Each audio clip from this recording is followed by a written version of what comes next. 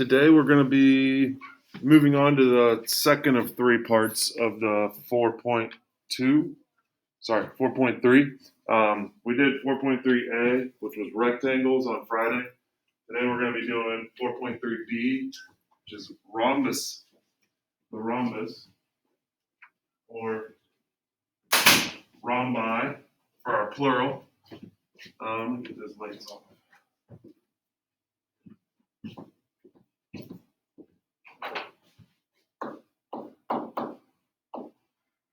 So this is 4.3b. So the definition, a rhombus is a parallelogram with all sides congruent. Okay, just like with our rectangles, we kind of carried over all the properties of the parallelograms into rectangles. We added a couple new things. All right, well, the same thing's going to happen with rhombus. We're going to start with our baseline facts of our parallelograms, and then we're going to add in a few new properties and theorems that apply to the rhombus. Okay, first one being that all sides are congruent.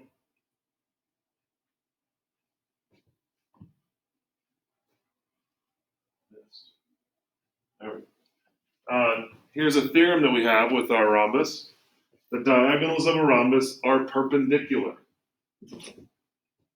Now, this does not always happen in all parallelograms.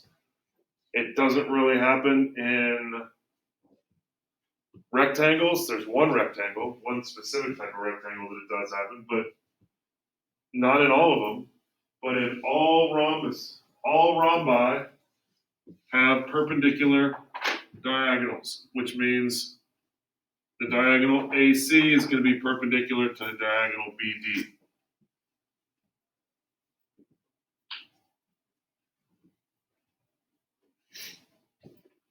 Okay. So we got that theorem. We also know that the diagonals of a rhombus bisect opposite angles. Okay, so the way that we could show that here is we have angle DAB in the top left here. Well, that diagonal that intersects at the vertex A will be bisected into two congruent angles. But because it's a parallelogram, we know that angle DAB is congruent to angle BCD, the opposite angle in our rhombus. So that angle is also bisected. So all four of those angles are going to be congruent. Now we can do the same thing with the other two opposite angles. They're bisected. Now they're not going to be congruent to the red angles here, okay?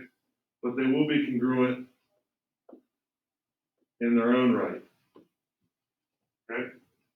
So not only are opposite vertices of the rhombus congruent, but the diagonals bisect each of those, which gives you four congruent angles, just two at one vertex, two at the other.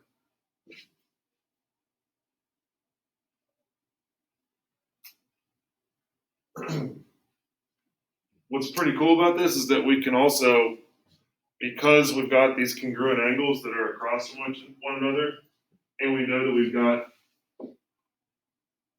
these perpendicular diagonals, we actually end up having four congruent triangles that make up this rhombus. Okay, and we could use angle side angle to prove that. Actually, we could use,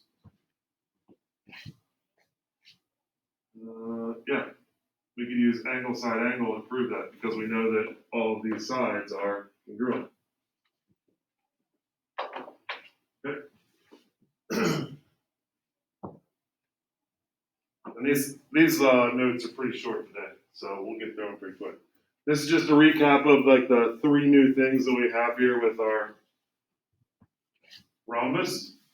If all the properties of parallelogram, we know now that all sides are congruent, and the diagonals are perpendicular, and the diagonals also bisect the angles, the opposite angles.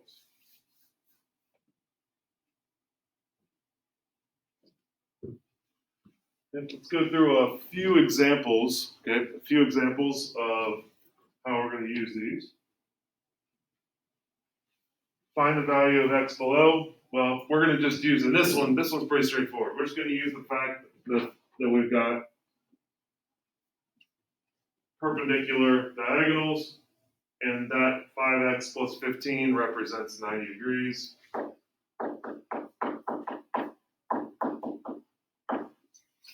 We're going to go ahead and set those equal and solve for x. When we divide by 5, we get x equals 15.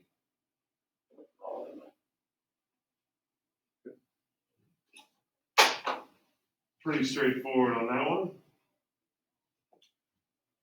Okay. Again, using properties and theorems that we just had, okay, we know that we don't know what these angle measures are, but we do know that the diagonal AC is bisecting angle DCB.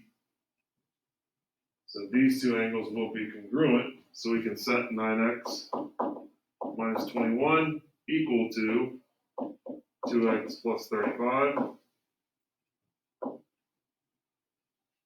Subtract 2x from both sides. Add 21. And when we divide by 7, we get x equals 8. Now, that's not what we're looking for. We want to find the angle DCB.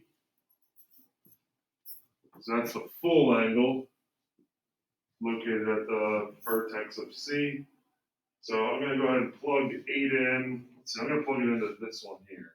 2 times 8 plus 35. That's 16 plus 35, which makes the top half of this angle 51. See, let's plug it in down here too. 9 times 8 minus 21. Well, that's 72. Minus 21 is going to be 51 again. And if we add those two together, 51 plus 51,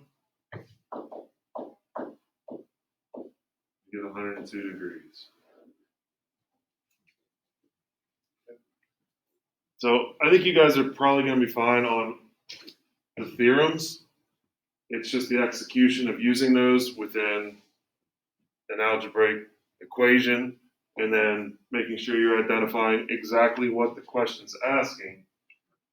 Because I remember on tests a lot of times, if you have a question like this, a lot of people will write the answer down to what x equals.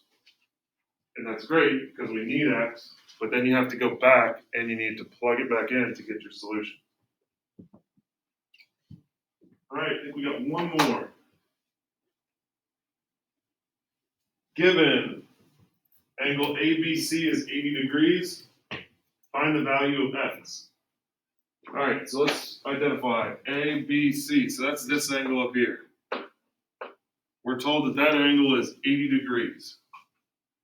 Find the value of x. Let's see, well, there's a few different ways we could do this. Okay. A few different ways. I think one of the easiest ways is to identify the fact that we've got, you can do this two ways. I'll do this, I'll show you guys two different ways that I would do this. There's actually more than that.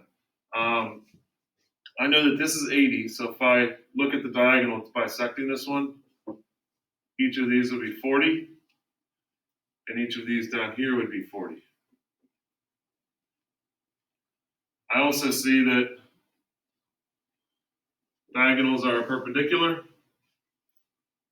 so I could add these three angles together and set them equal to 180. 40 plus 90 plus 6x plus 8 equals 180. And I can solve for x. That way, this way is probably a little bit longer. There's another way that's a little bit shorter here, and I'm going to use a property of parallelograms. Okay, so this angle up here is 80. Well, we know in parallelograms, consecutive angles are supplementary. So if ABC is 80, BCD, that's a consecutive angle with ABC. So this angle down here, okay, this would be the supplement to 80, which would make it 100. And since the diagonals bisect this, each of these angles would be 50. Well, there's an equation, 6x plus 8 equals 50. Now, solving both of these equations will give me the same answer. Okay? Because if I subtract, well, combine these, that's 130 plus 6x plus 8 equals 180. Well, if I subtract the 130, I'm now back to 6x plus 8 equals 50. So we'll get the same answer. But there's two different ways. Those are just two different ways to get to the same equation. Subtract x, divide by 6. Find the value of x. There we go, 7. Okay.